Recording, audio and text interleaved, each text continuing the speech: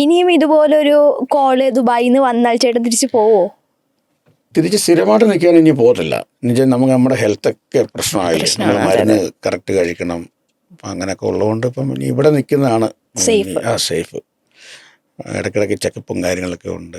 എന്തെങ്കിലും പ്രോഗ്രാം ഉണ്ടെങ്കിൽ പോയിട്ട് തിരിച്ചു വരും. വിളിച്ചു കഴിഞ്ഞാൽ നമ്മൾ പോകും, പോയിട്ട് തിരിച്ചിങ്ങി പോരും. അങ്ങനെയൊക്കെ പോകുന്നു. അപ്പം ചേട്ടൻ്റെ ഇപ്പം ട്രൂപ്പിൽ ഒരുപാട് കലാകാരന്മാർ അത്രയും എന്താ പറയുക എക്സ്പീരിയൻസ്ഡ് ആയിട്ടുള്ള ഒരുപാട് പേരുണ്ടെന്ന് പറഞ്ഞു. പുതിയ ആൾക്കാരെ എടുക്കുമോ? പിന്നെ നമ്മൾ ഇപ്പം ഞാൻ പറയില്ലേ, ഇപ്പം എൻ്റെ ഇപ്പം കൂടെ വായിക്കുന്ന ആർട്സുകൾ എന്നൊക്കെ പറഞ്ഞാൽ പണ്ട് മുതലേ പണ്ടത്തെ കോട്ടയത്ത് മംഗള ഓർക്കസ്ട്രയിലുള്ള കലാകാരന്മാരുണ്ട്, MGM വായിച്ച കലാകാരന്മാരുണ്ട്, ദിനേശ് ഏട്ടൻ, വിനോദ് ഏട്ടൻ, അകേട്ടൻ, പിന്നെ സരികയിലൊക്കെ വായിച്ച ദിലീപ് ഏട്ടനുണ്ട്.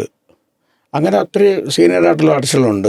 പിന്നെ എൻ്റെ ഏജുള്ള ആർട്ടിസ്റ്റുകളുണ്ട്, എന്നെക്കാട്ടും ചെറുപ്പമായ കലാകാരന്മാരുണ്ട്. പിന്നെ ഇപ്പോൾ ഉള്ള പിള്ളേരെന്നൊക്കെ പറഞ്ഞാൽ ഇപ്പോഴത്തെ പിള്ളേർ +2 പഠിക്കുന്ന കൊച്ചാണ് ഇപ്പോൾ പാട്ടൊക്കെ പാടുന്നത്, അപൂർവ എന്ന് പറഞ്ഞ സിംഗർ. പിന്നെ 4-ലും 5-ലും പഠിക്കുന്നൊരു കുട്ടിയുണ്ട്, ഇസബെല്ല, ആലിപ്പഴം പെറുക്കാനൊക്കെ പാടുന്നുണ്ട്. പിന്നെ ഐഡിയ സ്റ്റാർസിലുള്ള അഭിലാഷുണ്ട്. പിന്നെ പണ്ട് MGM പാടിയൊരു എൽസയുണ്ട്. അങ്ങനെ കുറേ ആർട്ടിസ്റ്റുകൾ നല്ല സീനിയർ ആർട്ടിസ്റ്റുകളും സീനിയർ ആർട്ടിസ്റ്റുകളുണ്ട്, ജൂനിയർ ആർട്ടിസ്റ്റുകൾ എല്ലാവരും ഉണ്ട്.